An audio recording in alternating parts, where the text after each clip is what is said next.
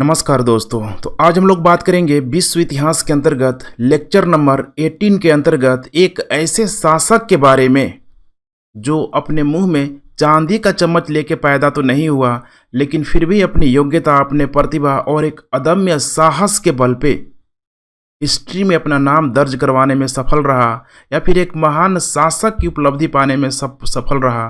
ये शासक है, आपके सामने दिख रहा है, नेपोलियन बोनापार्ट। आज हम लोग इस नेपोलियन बोनापार्ट को हम लोग देखेंगे, और ख़ासकर जो आपका जो सिलेबस में जो दिया गया है उस पोर्शन को हम लोग यहाँ पे कंप्लीट करेंगे।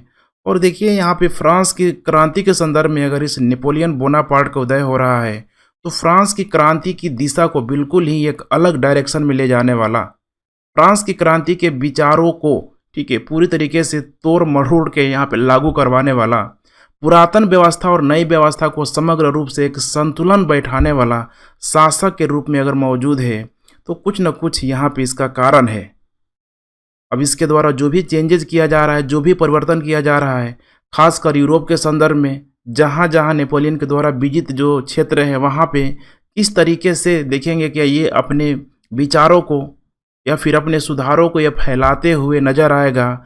और कहीं न कहीं नेपोलियन कोर्ट के रूप में जहाँ जहाँ इसकी विचारधाराएँ फैलेगी, या फिर अनजाने में ही भले क्यों ना फैलेगी, वहाँ पे एक नेशनलिज्म का जो भाव आएगा, राष्ट्रवाद की जो अवधारणा यहाँ पे मजबूत होती हुई दिखाई देगी, तो आपको समझ में आएगा कि आखिर ये नेशनलिज्म का जो भाव है नेपोलियन के समय इतना मजबूती से खड़ा क्यों हो गया।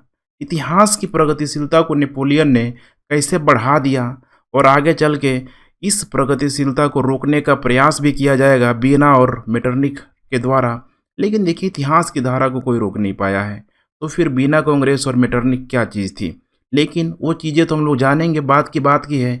लेकिन पूरा का पूरा एक समग्र, एक गहन विश्लेषण के साथ वर्तमान में जिस तरीके से प्रश्न पूछा जा रहा है उसी पैटर्न पे हम लोग पूरा का पूरा नेपोलियन बोनापार्ट को हम लोग देखने का प्रयास करेंगे। तो चलिए हम लोग क्लास को शुरू करते हैं। ये पूरी की पूरी क्लास देखिए हिस्ट्री ऑप्शनल को ध्यान में रख के की जा रही, हॉरिजॉन्टल और वर्टिकल दोनों ही दृष्टिकोण से एक डेप्थ एनालिसिस के साथ यहाँ पे किया जा रहा है। और आप भी एनालिसिस करने का प्रयास कीजिए, सोचने वाला प्राणी बनिए, तभी जाके सिविल सर्विस के प्रश्नों को आप अटेम्प्ट कर पाएंगे। अदरवाइज उसको टच करना भी मुश्किल हो जाएगा। और मेरा पैटर्न उसी वे में है। अगर आप मेरे लेक्चर को डेली का डेली फॉलो कर रहे हैं तो यकीन मानिए पूरा का पूरा देखिए लेक्चर का जो लेवल है बहुत ही हाई है। इसे आप समझ रहे हैं, देख रहे हैं, तो बिल्कुल आपको आसान लगेगा, बशर्ते कि आप एक एक लेक्चर को देखते चलिए, क्योंकि सारे के सारे जो लेक्चर है देखिए एक दूसरा से किसी न किसी रूप में यहाँ पे जुड़ा हुआ है। चलिए क्लास को शुरू करते हैं। नए लोग हैं तो चैनल को सब्सक्राइब यहाँ पे ज़रूर कर लीजिए। अब आइए हम लोग बात करते हैं नेपोलियन। देखिए 1799 से लेके 14 तक ये टाइम पीरियड है, नेपोलियन के उदय से लेके अस्त तक का यहाँ पे टाइम है।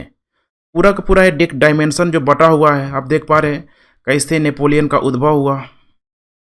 इसके सुधार कार्य है जो खुद नेपोलियन बोलते हुए नजर आएगा कि मुझे जो याद किया जाएगा सिर्फ और सिर्फ मेरे 40 युद्धों के लिए याद नहीं किया जाएगा, बल्कि उससे कहीं इम्पोर्टेंट मेरे सुधारों को ध्यान में रख के किया जाएगा। अर्थात नेपोलियन ने जो सुधार किया वो सुधार को ग्रेनाइट पर रख के वो किया। और यही कारण है कि वो जो सुधार है आज भी देखिए आप किसी न किसी यूरोपीय व्यवस्था में उस सुधारों को आपको देखने के लिए मिल जाएगा। अभी जो सुधार कार्य है, इस सुधार कार्य का हम लोग थोड़ा सा बौद्धिक जुगाली अकॉर्डिंग टू प्रश्न किस प्रकार से किया जा रहा है, क्योंकि अभी भी ये नहीं पूछेगा कि नेपोलियन का सुधार कार्य कौन कौन सा है। आप ग्रेजुएशन का एग्जाम नहीं दे रहे हैं, आप सिविल सर्विस का एग्जाम दे रहे हैं, आप नेपोलियन के उदय के कारण कभी नहीं पूछेगा, बल्कि किसी एक पॉइंट को लेकर यहाँ पे क्वेश्चन बना देगा। और उसको समझने के लिए, जानने के लिए पूरा का पूरा एक समग्र अध्ययन यहाँ पे बहुत ज़रूरी है। तो यहाँ पे हम लोग थोड़ा सा छोटे छोटे प्रश्नों के माध्यम से इसे देखने का प्रयास करेंगे। उसके बाद से आइए बात करते हैं नेक्स्ट सम्राट के रूप में। क्योंकि नेपोलियन जब आएगा शुरू में तो बिल्कुल एक गणतंत्रात्मक व्यवस्था से परिचालित होगा, लेकिन वो लंबे समय तक चलेगा नहीं। अब नेपोलियन उस गणतंत्र के लबादा को, उस गणतंत्र के चोला को उतार के फेंक देता है और बिल्कुल यहाँ पे सम्राट के रूप में स्टेबलाइज हो जाएगा। अब इसका जो मूल्यांकन है हर दृष्टिकोण से यहाँ पे हम लोग करने का प्रयास करेंगे। और यहाँ पे देखिए जब मूल्यांकन करेंगे, बौद्धिक जुगाली करेंगे, तो एक कहानी के फॉर्म में आपको बिल्कुल यहाँ पे क्रिस्टल क्लियर हो जाएगा कि क्या हो रहा है, क्या नहीं हो रहा है, क्यों हो रहा है, कैसे हो रहा है। उसके बाद बात करेंगे यहाँ पे सफलता के कारण, और लास्ट में है यहाँ पे महाद्वीपीय व्यवस्था। तो मेरे साथ बने रहिए। अब आइए यहाँ पे हम लोग बात करते हैं नेपोलियन की। तो यहाँ पे आप देख पा रहे हैं, ठीक है, एक काफ़ी ही हैंडसम लड़का के रूप में आप इसे देख पा रहे हैं, बिल्कुल ही हैंडसम है। और ये यहाँ पे है उस फ्रांस में, ठीक है, और उस फ्रांसीसी शासकों का, ठीक है, जो भी सैनिकों का, जो आप देख रहे हैं ना, एक जो कोट होता था, कोट का एक पूरा पूरा डिजाइनिंग किया गया है। इसे आप देख के समझ सकते हैं कि कितना भव्य जो राजतंत्रात्मक व्यवस्था थी, किस प्रकार से उसकी सैनिक गतिविधियां यहाँ पे संचालित हो रही थी। अब यहाँ पे नेक्स्ट इस मैप को यहाँ पे आप दिखा दीजिए, देख सकते हैं यहाँ पे ग्रैंड एम्पायर के रूप में एक बहुत बड़ा एम्पायर। ये जो इलाका आप देख रहे हैं ये वाला है पूरा है, ठीक है। इधर आपको जितना भी दिखाई दे रहा है, ठीक है, ये जो दोनों कलर को मैंने मार किया है यहाँ पे, फ्रांस में तो यहाँ पे नेपोलियन को डायरेक्ट कंट्रोल है। लेकिन यहाँ पे जो भी मैं यहाँ पे, ठीक है, ये जो मार कर रहा हूँ इन क्षेत्रों में, जैसे कि इधर स्पेन हो गया, इधर जर्मनी हो गया, नीचे इधर इटली के बहुत सारे क्षेत्रों में देखेंगे तो डायरेक्ट और इनडायरेक्ट दोनों ही तरह से नेपोलियन का यहाँ पे कंट्रोल होता है। और बाकी इधर प्रसा में नेपोलियन कंट्रोल नहीं होता है। प्रसा को ध्यान रखिएगा, आगे चल के इसी प्रसा के नेतृत्व में जर्मनी का एकीकरण होगा। और एम्पायर ऑफ ऑस्ट्रिया, इसको भी नेपोलियन हर तरीके से डैमेज करने का पूरा प्रयास करेगा। और यहाँ पे उसकी, ठीक है, शादी ब्याह की बातें हम लोग, ठीक है, करते चलेंगे, बहुत अधिक इम्पोर्टेंट नहीं है, लेकिन घटनाक्रम के तौर पे उसे हम लोग देख लेंगे। तो इतना आपको समझ में आ गया कि क्या है ये, अब कैसे हुआ है, ठीक है, यही से प्रश्न बनता है। और उसको हम लोग देखेंगे कि कैसे अपना एम्पायर इतना बड़ा एक्सपेंड करते चला गया। अब देखिए, बहुत लोग बोलते हैं कि नेपोलियन को जूलियस सीजर बनना था, रोमन एम्पायर का, जिसने, ठीक है, पूरा पूरा नींव रखा, बहुत बड़ा साम्राज्य की स्थापना किया। अब ये नेपोलियन यहाँ पे रुकेगा नहीं, बल्कि अपने साम्राज्यवादी विस्तार नीति के माध्यम से पूरे यूरोप के साथ साथ क्या कह सकते हैं कि एशिया तक के क्षेत्रों को, इधर रूस के क्षेत्रों की तरफ भी अपना कंट्रोल करने का प्रयास करता है। लेकिन आपको अब ध्यान होगा उस वेस्टफेलिया की संधि के माध्यम से कि ब्रिटेन बोलता था कि देखो भाई, हम जो महाद्वीपीय यूरोप की जो महाद्वीपीय जो राजनीति है उसमें मेरा कोई इंटरेस्ट नहीं है। लेकिन चूंकि ब्रिटेन का जो व्यापारिक मार्ग है यही समुद्री का रास्ता है, तो ब्रिटेन का एक चीज और था कि जब भी यूरोप में शक्ति संतुलन की बात आएगी, कोई एक ऐसा शासक इतना मजबूत नहीं हो जाए जिससे कि उसके व्यापारिक हितों को टक्कर देने लगे, उसके व्यापारिक लाभ को डैमेज पहुंचाने लगे। तो ब्रिटेन का जो शक्ति संतुलन का जो सिद्धांत था वेस्टफेलिया की संधि के माध्यम से, वो काफ़ी हद तक देखिए यहाँ पे सफल होते हुए नजर आ रहा था। और यही कारण एक लुई XIV को ऑलरेडी हम लोगों ने देखा था कि किस प्रकार पराजित किया गया। अब नेपोलियन चला है, उस पूरे के पूरे यूरोप को कंट्रोल करने का प्रयास करता है और एक यहाँ पे सिस्टम लाएगा महाद्वीपीय व्यवस्था। वो महाद्वीपीय व्यवस्था के अंतर्गत नेपोलियन पूरे यूरोप को देखिए अपने अंडर कंट्रोल में करना चाहता है। लेकिन पुनः अब यहाँ पे ब्रिटेन के द्वारा एक शक्ति संतुलन की नीति को अपनाते हुए बाकी अन्य यूरोपीय देशों को एक करने का प्रयास करेगा, और ये लोग मिल के अवमन्यु की तरह घेर के सब नेपोलियन को, ठीक है, डैमेज कर देगा। तो ये सारी प्रक्रिया यहाँ पे चलते रहेगी। ये देख सकते हैं 1812 में अच्छा खासा नेपोलियन का एम्पायर यहाँ पे बढ़ चुका है। अब यहाँ पे पिछले क्लास आप लोगों ने किया होगा तो इस इमेज से आप लोग, ठीक है, भली भांति आप लोग परिचित होंगे। देखिए, फ्रांस की क्रांति का जो विभिन्न चरण था, इस प्रकार देखा था कि प्रथम चरण में संवैधानिक राजतंत्र आया। वहाँ पे जो चेंजेस का जो दर था, फ्रांस की क्रांति का जो चेंजेस का दर था 16% था। अर्थात जो भी चेंजेज है, स्वतंत्रता, समानता, बंधुत्वता, मुक्त अर्थव्यवस्था को लेके, सामाजिक, ठीक है, व्यवस्था को लेके यहाँ पे था। लेकिन जेकोबियन के आते आते यहाँ पे देखा हमने कि किस प्रकार से जो चेंजेस था 100% आ गया। अब तृतीय चरण में डायरेक्टरी का शासन आया। डायरेक्टरी के शासन में देखा हमने कि चेंजेस का दर गिरते आ रहा है, 50% यहाँ पे हो गया है। अर्थात डायरेक्टरी के शासन में आर्थिक, सामाजिक, राजनीतिक जो भी गतिविधियाँ थी बहुत ही खराब हो गई। अर्थव्यवस्था बहुत चौपट हो गया, बेरोजगारी वहाँ पे बढ़ गई, काम लोगों को मिल नहीं रहा है, निम्न वर्ग की स्थिति यहाँ पे इतनी खराब हो गई जिससे कि अव्यवस्था यहाँ पे फैलती हुई आपको नजर आएगी। अब यही हम लोगों ने देखा था तृतीय चरण। अब आज बात करेंगे हम लोग चतुर्थ चरण में, ठीक है, नेपोलियन के बारे में यहाँ पे बात करेंगे। अब नेपोलियन देखिए क्या करेगा कि परिवर्तन के दर के, फ्रांस की क्रांति के परिवर्तन के दर को और एक कम करने का प्रयास करेगा। यहाँ पे एग्जाम में लिखना नहीं है आपको, ठीक है, बस आपको मात्रात्मक, ठीक है, थोड़ा सा इकाई के रूप में इसे आप समझ सकते हैं कि फ्रांस की क्रांति के मूल उद्देश्यों को, उसके तत्वों को ये 40% भी लाएगा, फिर भी आप देखेंगे कि फ्रांस की जनता इसका ताली बजा के स्वागत करते हुए यहाँ पे नजर आएगी।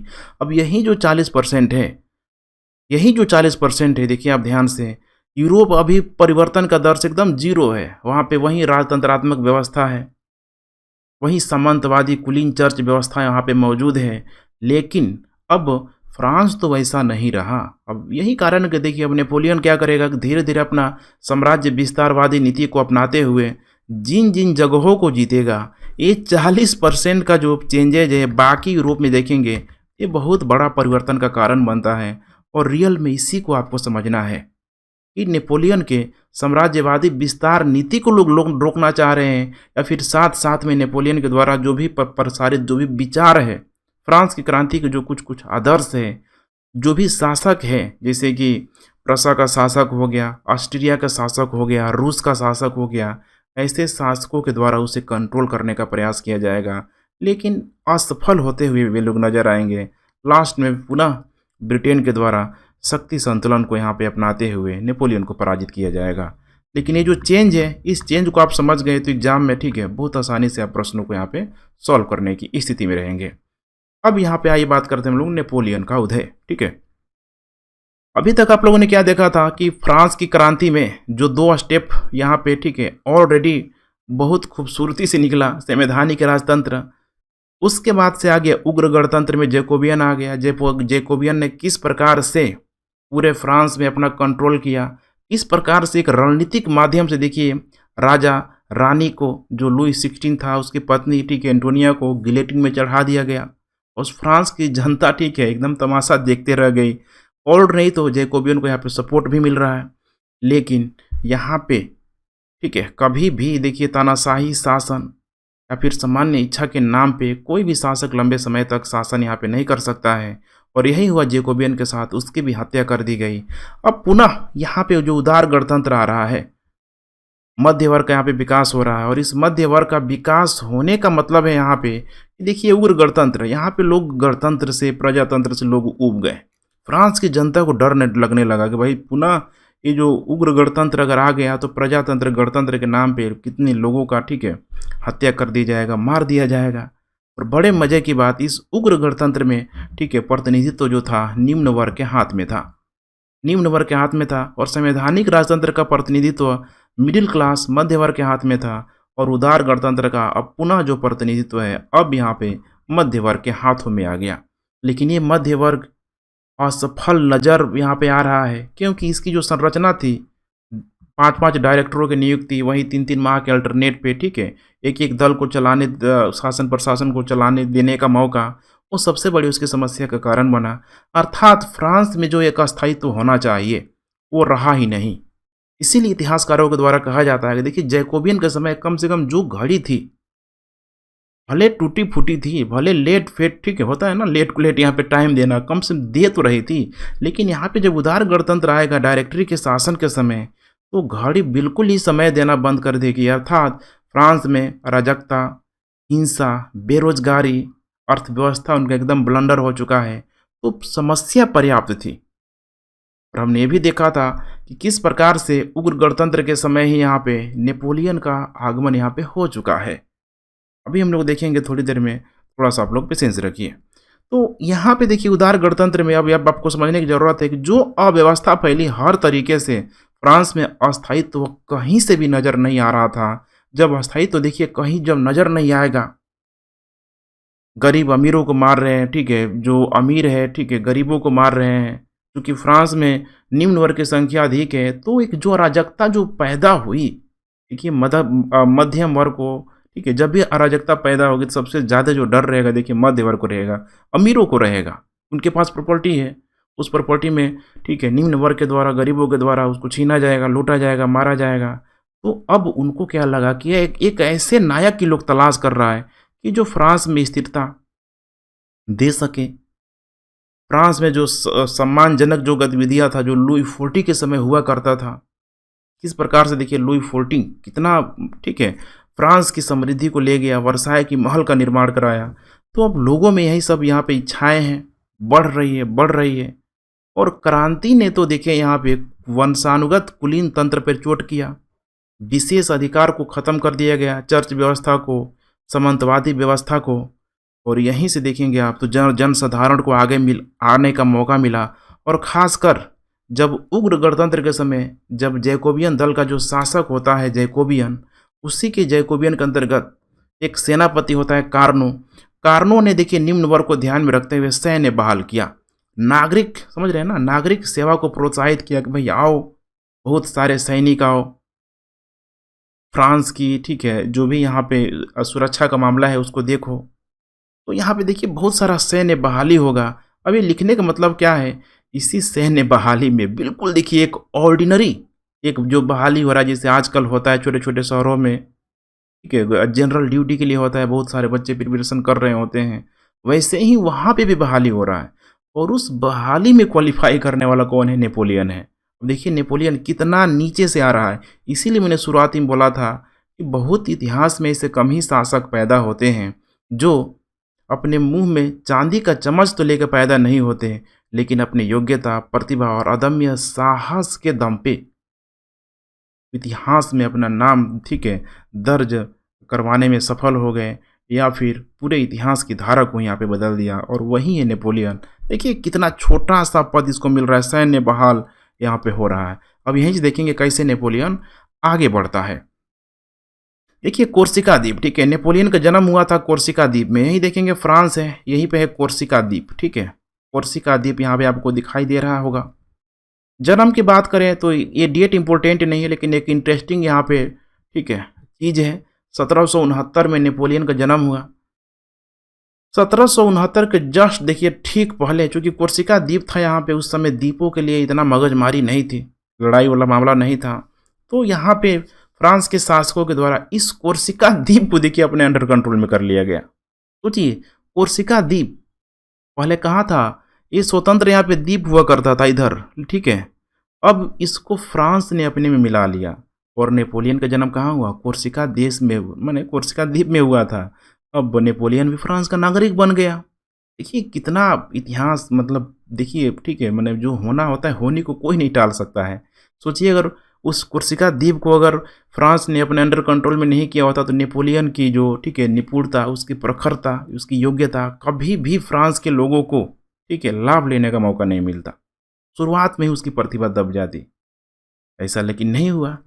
अब 1769 से मैं एक डेट लिख रहा हूँ वहाँ पे 1869, ध्यान से देखिए आ जाएगा हमारे प्यारे राष्ट्रपिता बापू का जन्म, ठीक है। देखिए 100 सालों बाद, ठीक है, नेपोलियन के 100 सालों बाद 1869 में महात्मा गांधी का जन्म हो रहा है। तो कुछ नहीं है, ठीक है, थोड़ा इंटरेस्टिंग फैक्ट है। देखिए 100 साल में कैसे लीजेंड लोग यहाँ पे आ रहे हैं। अब 1969 में आप लोग ठीक है बहुत सारे लोग पैदा हुए हैं, देख सकते हैं।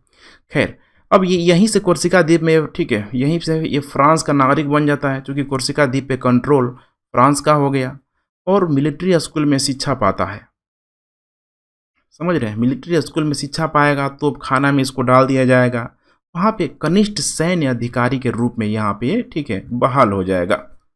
लेकिन प्रतिभा तो भर भर के भरा हुआ है इस पे। तो जब प्रतिभा भरा रहेगा, देखिए बहुत सारे आज भी लोग ऐसे ऐसे हैं कि रेलवे मतलब group C, B, group D, ठीक है, कई सारे ऐसे IAS आपको एग्जाम्पल देखने के लिए जो मिल जाएंगे, जो पटवारी हो से होते होते होते SSC क्वालिफाई करते करते स्टेट PCS क्वालिफाई करते करते लोग IAS बन गए। तो ये है जेन्यून, ठीक है, आपको अंदर भी ठीक है ये चीज़ डेवलप करना होगा कि हमें रुकना नहीं है, नॉन स्टॉप चलते रहना है नेपोलियन की तरह।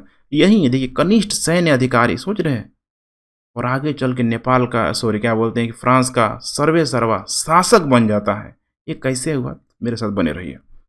आपको याद होगा नेशनल कन्वेंशन 1793 में जो आया हुआ था, मैंने वहाँ का फ्रांस का जो विधानमंडल था उसी को नेशनल कन्वेंशन यहाँ पे बोला गया 1793 में।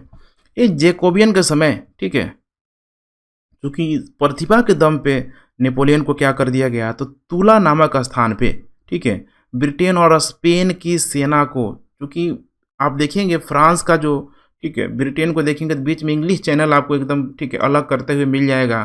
तो उधर के क्षेत्रों में ही सीमावर्ती इलाकों के लेके फ्रांस हो गया, ठीक है, स्पेन हो गया और उधर इंग्लैंड हो गया, थोड़ा बहुत उधर बहुत अधिक नाव चलता था, हलचल वहाँ पे होते रहता था। तो ब्रिटेन और स्पेन को पीछे भगाने के लिए, ठीक है, भेज दिया गया, नेपोलियन को भेज दिया गया। अब नेपोलियन ने बड़ी सहजता से, समझ रहे, नेपोलियन बड़ी सहजता से उनको वापस कर दिया, लौटा दिया, माने उनको भगा दिया, युद्ध किया, छोटा मोटा युद्ध हुआ, उनको भगा दिया। तो देखिए ऐसे में क्या होता है कि जो भी सैनिक है, जो नेतृत्व कर रहा है, उसकी शक्ति बढ़ेगी। और तो और आगे चल के आप देखेंगे तो जब डायरेक्टरी का शासन आएगा, उदार गणतंत्र का जब शासन आएगा, तो उस समय जैकोबियन दल के कुछ नेता होता जो रह जाते हैं, जो उनको अस्तित्व बिल्कुल ख़त्म तो नहीं हुआ है, चलते रहता है, चूँकि उग्र परिवर्तन के लोग हैं, उनको भी आगे चल के नेपोलियन के द्वारा दबाया जाएगा। लेकिन कुल मिला के देखिए यहाँ पे 1793 में इसको बहुत बड़ा पद मिल गया, ब्रिगेडियर जनरल का पद। इतना प्रमोशन देखिए बड़ा हो गया, बहुत लाभ मिला इसको। लेकिन जैकोबियन का अंत कुछ समय में, ठीक है, इसका अंत हो गया 1700 देखेंगे, ठीक है, 94 के आसपास इसकी हत्या कर दी गई। इसका दल, ठीक है, कमज़ोर पड़ गया और पुनः अब उस फ्रांस में मध्य वर्ग का कंट्रोल हो गया। इसीलिए देखेंगे कुछ समय इसकी जो प्रगति थी नेपोलियन की रुक चुकी थी। ऐसा लगेगा कि भाई अब ब्रिगेडियर जनरल तक यहाँ पे रह जाएगा। लेकिन देखिए अव्यवस्था क्या नहीं कराता है, या फिर कमज़ोर शासक सत्ता क्या नहीं कराती है, ये आपको देखने के लिए मिलेगा।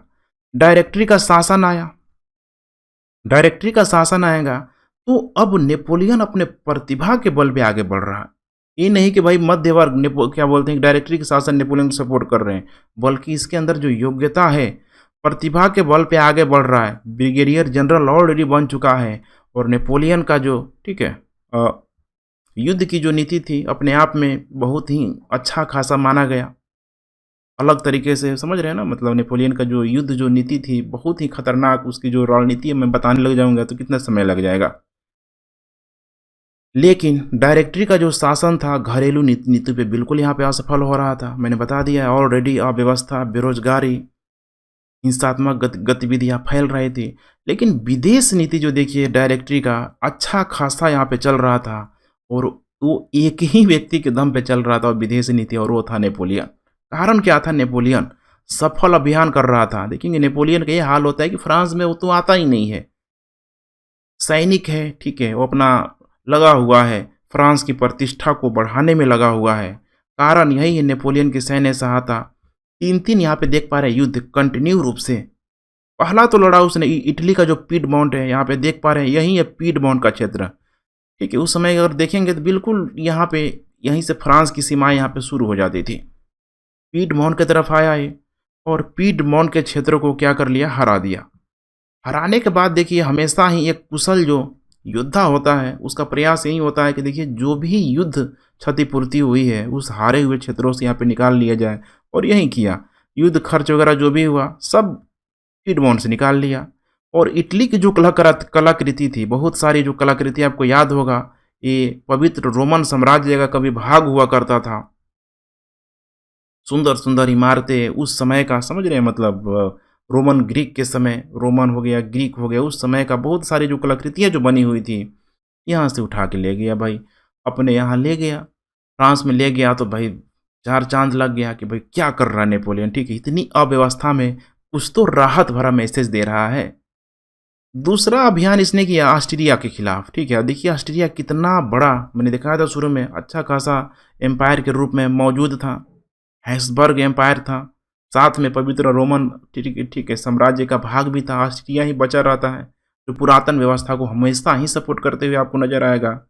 ऑस्ट्रिया से, ठीक है, युद्ध करेगा। और उस समय जो राइन का जो क्षेत्र था, राइन नदी का, अभी तो वर्तमान में, ठीक है, बिल्कुल आपको देखने के लिए मिल जाएगा जर्मनी और फ्रांस के बीच। लेकिन उस समय इस पर जो कंट्रोल जो था, ध्यान रखिएगा, ऑस्ट्रिया कंट्रोल था, और इस राइन नदी पे फ्रांस का कंट्रोल हो गया। अर्थात अब फ्रांस का सीमा विस्तार हो गया राइन नदी की तरफ। बहुत ही उपजाऊ भूमि है, ध्यान रखिएगा, ठीक है। यहीं पर राइन नदी वगैरह इधर से यहाँ पे पास करती है। इससे फ्रांस की शक्ति में, ठीक है, और बढ़ गया। फ्रांस की शक्ति में 4 चांद लग गया। देखिए डायरेक्टरी शासन में घर पे क्या हो रहा है, बाहर नेपोलियन क्या कर रहा है, ये तो वही चीज़ हो गया। सपोज करिए एक भारत में कुछ हो रहा है, आंतरिक स्थिति कुछ गड़बड़ है, बाहर से अच्छा अच्छा न्यूज आ रहा है, तो कुछ आंतरिक स्थिति दब जाएगी। देखिए नेशनलिज्म का जो भाव है धीरे धीरे धीरे उभरने लगेगा। अभी कितना भी हिंदू, मुस्लिम, सिख, ईसाई कुछ भी अभी कितना भी लड़ाई क्यों ना हो, लेकिन बाहरी शक्तियाँ जैसे ही ठीक है अपना फन फैलाती है तो देखिए भारत यूनाइट हो जाता है तुरंत यहाँ पे आपको एकीकृत होता हुआ दिखाई देगा। तो कुछ कुछ यही था डायरेक्टरी के समय ही। उस समय देखिए एक स्टेटमेंट आता है कि नाशपाती अभी पकी नहीं है, अर्थात अगर उस समय नेपोलियन चाहता तो डायरेक्टरी की शासन सत्ता को हटा के अपने खुद स्टेबलाइज हो जाता, लेकिन नेपोलियन बहुत दूरदर्शी था। इसी मामले में तो आपको समझना है, नेपोलियन दूरदर्शी कूटनीतिज्ञ था। उसको लगा कि अभी फ्रांस की जनता जितना त्रस्त होनी चाहिए थी अभी उतना नहीं हुई है। अभी डायरेक्टरी के शासन से और फ्रांस की जनता को त्रस्त होने दो, उसके बाद मेरा नंबर तो आएगा ही आएगा। क्योंकि एज ए कंपटीटर देखिए उसके ठीक है और टक्कर देने वाला कोई नहीं था। उसको भी अपना भविष्य एकदम नज़र आ रहा था। मैंने फ्रांस की दुखद हालात पे उसको अपना सुखद भविष्य नज़र आ रहा था कि और डायरेक्टर से लोग परेशान हो जाए तो फिर मेरा मौका आ जाएगा। आगे चल के देखिए यहाँ पे मिस्र अभियान के लिए उसको भेज दिया गया, क्योंकि समुद्री जो दानव जिसको बोला जाता है, ध्यान रखिएगा, ब्रिटेन को उस समय देखिए मेडिटेरियन सी से होते हैं यहाँ पे जो स्वेज कनाल है उधर से व्यापार खूब होता था। और वहीं स्वेज कनाल के मुहाने पे आपको जो मिस्र का जो एरिया है उस एरिया पे कंट्रोल करना फ्रांस के लिए बेहद ही ज़रूरी था। लेकिन चूँकि ब्रिटेन की जो नौसेना शक्ति बेहद ही देखिए सक्षम मानी जाती है, यूरोप में आज भी है। और फ्रांस की जो स्थल सैनिक मजबूत थी, नौसैनिक यहाँ पे मजबूत नहीं थी। और यही कारण है कि नेपोलियन यहाँ पे आया तो उसको काफ़ी कुछ सीखने के लिए मिला। काहिरा पे इसने ठीक है अधिकार कर लिया, ज्ञान की नई शाखा को ठीक है यहाँ पे इसको जन्म मिला। मतलब समझ रहे हैं ना, ज्ञान की नई शाखा इन द सेंस कि वहीं पे अरब कंट्री है, अरब कंट्री से भारत का आना जाना एकदम लगा हुआ था। बहुत कुछ उसे सीखने के लिए मिला। ठीक है, तो यहाँ पे आप देख सकते हैं समुद्री राक्षस के रूप में यहीं पे आपको ठीक है मिल जाएगा कायरा का क्षेत्र। ये है आपका कायरा, इस पे कंट्रोल किया नेपोलियन ने। ये है आपका रेड सी, ये है मेडिटेरियन सी, और इधर आ जाएंगे तो मिल जाएगा ठीक है अरेबियन सी, यहाँ पे मिल जाएगा। तो यहीं पे क्योंकि इस युद्ध में अगर देखेंगे मिस्र अभियान में तो नेपोलियन का सक्सेस नहीं माना जाता है। ब्रिटेन से नेपोलियन दो दो बार हार चुका, लेकिन फिर भी अब यहाँ हार रहा है। देखिए फ्रांस के लोगों को कितना क्या पता चल रहा है, लोग तो अपने वहाँ पे त्रस्त हैं। नेपोलियन ठीक है अच्छा खासा यहाँ पे योद्धा बन के बैठा हुआ है, लेकिन तभी क्या मैसेज आ गया नेपोलियन को कि जो देखो भाई नेपोलियन, तुम ऑस्ट्रिया का जो क्षेत्र जीते हुए हो उस क्षेत्र में तो पुनः ठीक है ऑस्ट्रियाई का कंट्रोल हो रहा है। उथल पुथल मचा हुआ है, डायरेक्टरी के शासन से ऑलरेडी लोग त्रस्त हैं, परेशान हैं। अब नेपोलियन को समझ में आ जाता है, अब देखिए मिस्र का अभियान करने आया, समुद्री राक्षस को मारने आया, लेकिन अब उसको लग गया कि अब बिल्कुल सही समय आ गया है। अगर अब मैं जाऊं तो फ्रांस की जनता बाहें फैला के मेरा स्वागत करेगी और बिल्कुल ही उसका दूरदर्शी यहाँ पे सही पड़ता हुआ नजर आएगा। तुरंत देखिए अभियान यहाँ पे छोड़ देता है। नेपोलियन के लिए सब माना जाता है कि नेपोलियन दो ही बार घर जाता था। एक तो उसकी जब बीवी बिगड़ जाती थी, बीवी चूँकि ठीक है उसका देखेंगे हम लोग ऑस्ट्रिया की थी, उसका भी एक अलग ही मैटर था। खैर उसका नेपोलियन का पर्सनल मामला तो वहाँ नहीं जाएंगे, पर्सनल मामला था उसका। लेकिन डायरेक्टरी का जो शासन सत्ता था वो जब बिगड़ जाती थी तब नेपोलियन जाता था, और यहाँ तो बिल्कुल ही बिगड़ चुकी थी, ऑस्ट्रिया कंट्रोल कर रहा था। अब जाएगा तो यहाँ पे देखिए क्या कोटेशन है, ऐसा मालूम पड़ता है कि हर कोई मेरी प्रतीक्षा कर रहा था। यदि मैं कुछ समय पूर्व आता तो बहुत शीघ्रता होती, और यदि मैं कुछ समय बाद आता तो बहुत देरी हो जाती। मैं ठीक समय पे आया हूँ, अर्थात अब नाशपाती पक चुकी है। अर्थात नेपोलियन की फ्रांस की दुखद हालात पर सुखद भविष्य नजर आ रहा था। नाशपाती पक गई है, यूपीएससी का क्वेश्चन है, नाशपाती पक चुकी है, टिप्पणी कीजिए। सोचिए कैसे क्वेश्चन घुमा के पूछ रहा है। पूरा पूरा मैंने समझा दिया क्या परिस्थितियाँ थी डायरेक्टरी को लेके, क्या सिचुएशन था, उसको आप दिखा दीजिए। ठीक है, आसानी से आपका यहाँ पे आंसर कंप्लीट हो जाएगी। अब उसके बाद से देखिए यहाँ पे 1799 में अगर देखा जाए तो आते आते अब उसको समझ में आ गया कि भाई अब तख्ता पलट करना जरूरी है। अब तख्ता पलट के लिए देखिए बहुत नेपोलियन के लिए आसान था। फ्रांस की जनता बाहें फैला के स्वागत की, तुरंत जनमत संग्रह करवा दिया और शासन पे यहाँ पे कंट्रोल कर लिया। शासन पे डायरेक्टरी को एकदम किनारे हटा दिया एकदम कि चलो भाई अब बारी मेरी आ गई है। अब नेपोलियन का यहाँ पे शासन आ गया। अब यही है देखिए अगर आपको थोड़ा सा यहाँ पे कंपैरेटिव स्टडी करने की ज़रूरत है, तो आपको ऐसा दिखाई दे रहा है कि जो वीर पूजा है, फ्रांस में हावी होता हुआ दिखाई दे रहा है। वीर पूजा समझ रहे हैं ना? मतलब जो उठा दे, जैसे जर्मनी को ले लीजिए, हिटलर को लोगों ने क्या किया? पूरा वीर पूजा के नाम पे वीर। भारत में भी कुछ-कुछ यही हाल है। अभी भी भारत में वीर पूजा की अवधारणा आपको दिखाई देगी। लेकिन ब्रिटेन देखिए इतना मैच्योर है। समझिए ब्रिटेन को। ब्रिटेन इतना मैच्योर है, आप लोगों ने चर्चिल का नाम सुना होगा। चर्चिल का नाम सुना होगा आप लोगों ने।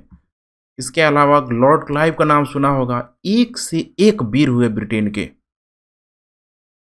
जिसने पूरी दुनिया पे राज किया। चर्चिल तो देखिए द्वितीय विश्व युद्ध के समय, ठीक है, चर्चिल प्रधानमंत्री था वहाँ पे। 1945 में चर्चिल के नेतृत्व में द्वितीय विश्व युद्ध ब्रिटेन जीत गया। लेकिन पुनः जब चर्चिल निर्वाचित हुआ तो चर्चिल हार गया। जीत कौन गया? लेबर पार्टी का क्लीमेंट एटली जीत गया। याद होगा आपको 1947 में जब भारत आज़ाद होता है तो उस समय ब्रिटेन का प्रधानमंत्री चर्चिल नहीं बल्कि क्लीमेंट एटली होता है। सोचिए ऐसा क्यों? ब्रिटेन की जनता बहुत मेच्योर मानी जाती है। और वीर जो पूजा है ब्रिटेन की जनता के लिए, ये लोकतंत्र के लिए खतरे की घंटी है। देखिए कितना मेच्योर लोकतंत्र है। खतरा की घंटी है भाई। अगर वीर पूजा करेंगे तो कोई न कोई तनाशाह आ जाएगा, डिक्टेटरशिप का रोल यहाँ पे बढ़ जाएगा। सोचिए उस समय, उस, ठीक है, 18वीं 19वीं शताब्दी में ब्रिटेन में वीर पूजा के प्रति लोग कितना कॉन्शस था कि नहीं भाई, इससे हमें हर ही कीमत पे, किसी भी कीमत पे इसको क्या करना है, नहीं लाना है। और यही हुआ। देखिए लोकतंत्र के लिए खतरा। बोल दिया कि देखो भाई द्वितीय विश्व जीते तो जरूर हो चर्चिल, इतने लोग मारे गए, हमारे लोग मारे गए। लोग बहुत ही शांतिप्रिय लोग माने जाते हैं, ठीक है। खैर वो तो अब की बात है। लोकतंत्र के लिए क्या है, ब्रिटेन खतरा है। और यही तो कारण है। देखिए ब्रिटेन अभी भी बोला जाता है कि अलिखित क्या है, संविधान है। अलिखित संविधान, इसका मतलब समझिए, अगर आपके अंदर पूरी मैच्योरिटी लेवल आ जाए तो सोचिए क्या आपको बुक लेके घूमने की ज़रूरत है। बचपन से ही आपके अंदर वो शिक्षा डाल दिया जाए तो बुक लेके आपको घूमने की ज़रूरत नहीं है। अभी आप मैच्योर होते, ये सारी बातें आपको, ठीक है, 11-12 के बुक में आपको देखने के लिए मिल जाएगा। कहने का मतलब है यहाँ पे कि उनका ब्लड में पूरी तरीके से बचपन से ही वो चीज़ बसा दिया गया, भाई ये सही है, ये गलत है, ये यहाँ पे, ठीक है, विधि का शासन है, ये नीति निर्माण है। ब्रिटेन में लिखित संविधान की ज़रूरत नहीं पड़ी लोगों की मेजोरिटी की वजह से। अपने आप में देखिए ब्रिटेन इस मामले में, ठीक है, अलग हो जाता है। खैर यहाँ तो इसको आप समझ गए होंगे। भारत के संदर्भ में देखेंगे तो वीर पूजा का भारत में भी वही हाल है, ठीक है। वीर पूजा अलग ही लेवल का है भारत में, ठीक है। बहुत सारे शासक हुए या फिर बहुत सारे जो स्वतंत्रता सेनानी हुए, ठीक है। रिस्पेक्ट करना और पूजा करना दोनों में अंतर होता है, थोड़ा सा ध्यान रखिएगा। अब यहाँ पे नेपोलियन आ गया, आते ही ये संविधान का निर्माण करने लगेगा। अब संविधान का जब निर्माण करेगा तो ध्यान रखिएगा, अब आपको शतरंज की बिसात की तरह, ठीक है, एक एक गोटियों पे नज़र डालना पड़ेगा। क्योंकि ये वर्ल्ड हिस्ट्री एक साथ चल रहा है, अलग अलग देशों में बहुत सारी घटनाएं होती है। और ये 18वीं सदी का है, लास्ट टाइम पीरियड है नेपोलियन का। और आपको ये भी ध्यान होना चाहिए कि 17वीं शताब्दी के उत्तरार्ध तक आते आते ब्रिटेन में औद्योगिकरण का दौर शुरू हो चुका है। अर्थात ब्रिटेन को अच्छा खासा उपनिवेश मिल गया है। विज्ञान की प्रगति वहाँ पे चरम सीमा पे है, बहुत सारे चीज़ों की यहाँ पे खोज हो गई, औद्योगिकरण वहाँ पे हो रहा है। इसीलिए बोला गया, देखिए कि 1804 में जिस प्रकार से औद्योगिकरण ने पूरी तरीके से स्वनिर्मित युग की शुरुआत कर दिया, उसी प्रकार नेपोलियन ने 1804 तक आते थे, देखिए, स्वयं को सम्राट घोषित कर दिया। स्वनिर्मित माने जन स्वीकृति पर आधारित था, स्वनिर्मित। लेकिन अभी आया 1799 में, सम्राट घोषित किया 1804 में। अभी बीच में खेल है, 5 सालों के गैप है। और वो 5 साल है बेहद ही इम्पोर्टेंट है। उस 5 सालों को आपको नेपोलियन के सुधार कार्यों के तहत आपको जानने की ज़रूरत है कि नेपोलियन ने कौन कौन से सुधार किया। फिर इन्हीं सुधारों का नेपोलियन कुछ कुछ सुधारों का हंता नजर आएगा, गला घोटता हुआ नजर आएगा। पहले एक एक सुधारों को देख लीजिए, ठीक है। लेकिन किसी एक सुधार से संबंधित यहाँ पे प्रश्न बन सकता है, तो एक एक सुधारों को ध्यान से देखिए। पहला है यहाँ पे संविधान का निर्माण, ठीक है। तो देखिए अभी तक एक क्रांति काल का चौथा संविधान था, ध्यान रखिएगा, 4th नंबर संविधान, क्योंकि ऑलरेडी संवैधानिक राजतंत्र में बना नंबर 1। उग्र गणतंत्र में बना नंबर 2, उदार गणतंत्र में बना नंबर 3, अब आया है यहाँ पे नेपोलियन नंबर 4। चौथा संविधान था और इसका जो आर्गुमेंट था नेपोलियन का कि भाई नीचे से विश्वास जीतना है जनता का। आजकल ठीक है मोदी जी खूब करते हैं, नीचे से विश्वास जनता का और ऊपर से क्या करना है, सत्ता का केंद्रीकरण करना है, अर्थात तानाशाही करना है। ध्यान रखिएगा इस मामले में आपको भारत का ठीक है एक योजना चल रहा था जिसका नाम था योजना आयोग। ठीक है, योजना आयोग को बोला गया ऊपर से नीचे की तरफ। अब इसके जगह क्या लाया गया, ठीक है, योजना आयोग की जगह नीति आयोग क्या लाया गया। और नीति आयोग का कॉन्सेप्ट क्या है कि नीचे से ऊपर की तरफ जाना है, नीतियों को ठीक है नीचे से बनाते हुए ऊपर की तरफ का कार्य कार्यान्वित करना है। तो आपको दिखाई दे रहा है नीचे से विश्वास और ऊपर से सत्ता। मताधिकार देखिए बिल्कुल बैलेंस कर दिया। 30 वर्ष से ऊपर बोला गया कि डजेंट मैटर, कोई निम्न वर्ग है मध्य वर्ग है, जिसकी भी उम्र 30 वर्ष से ऊपर है भाई दे दिया। ध्यान रखिएगा महिला को नहीं दिया। नेपोलियन की जो विचारधारा है बिल्कुल ही आप देखेंगे तो महिला विरोधी भी आप इसे कह सकते हैं नेपोलियन को, इसमें कहना कोई गलत नहीं है। आया त्रिसदनीय व्यवस्था का किया था। अब याद है आपको जब जैकोबियन आया एक सदनीय व्यवस्था किया, कार्यपालिका शक्ति को जैकोबियन दल के खासकर रोबेस्पियर ने अपने हाथों में लिया। उसके बाद से आया डायरेक्टरी द्विसदनीय। नेपोलियन आएगा बोला हम त्रिसदनीय लाएंगे, कार्यपालिका शक्ति को त्रिसदनीय व्यवस्था के तहत बांट दिया गया। 3 कौंसिल में बांट दिया गया, प्रथम काउंसिल, द्वितीय और तृतीय काउंसिल में। प्रथम काउंसिल का मालिक खुद स्वयं नेपोलियन बन गया कि हम 10 साल के लिए प्रथम काउंसिल रहेंगे, और द्वितीय और तृतीय काउंसिल के लिए एक नाम मात्र का बोल दिया कि तुम लोग भाई सलाहकार हो, सलाहकार सलाह देना है, आदेश मैं दूंगा, तुम्हें सिर्फ और सिर्फ क्या करना है, सलाह देना है, तुम्हारी सलाह हमारे में बाध्यकारी नहीं होगा। सोचिए नेपोलियन 30 वर्ष की उम्र में प्रथम काउंसिल का यहाँ पे प्रमुख बन गया। देख रहे एकदम जवान। सोचिए कैसे आगे जा रहा है नेपोलियन, लेकिन यहाँ तो रुकता नहीं है नेपोलियन। दूसरा है प्रशासनिक सुधार। प्रशासनिक सुधार को करते हुए यहाँ पे इसने केंद्रीकरण पर बल दिया। क्या बल दिया, तो स्थानीय स्तर पे देखिए जितना भी यहाँ पे प्रशासक होते थे, चूंकि फ्रांस का भौगोलिक एरिया है, छोटे छोटे क्षेत्रों का प्रांत के स्तर पे समझ सकते हैं बांटा गया। और उन प्रांतों पे उन शहरों पे जैसे आज भारत में पंचायती व्यवस्था है, नगर निगम की व्यवस्था है, ठीक उसी प्रकार से वहाँ पे लाया गया। स्थानीय स्तर पर प्रशासक को लाया गया, उसका प्रमुख मेयर होता था और मेयर की जो नियुक्ति राज्य की इच्छा पे यहाँ पे निर्भर करती थी कि राज्य किसको मेयर बनाएगा। और राज्य कौन हो गया था, नेपोलियन हो गया था। कार्यपालिका का सबसे स्ट्रॉन्ग जो शक्ति थी ठीक है नेपोलियन के पास थी। तो समझिए सब मेयर की नियुक्ति नेपोलियन कर रहा है। करों की वसूली के लिए नेपोलियन ने केंद्रीकृत कर्मचारी की व्यवस्था कर दिया।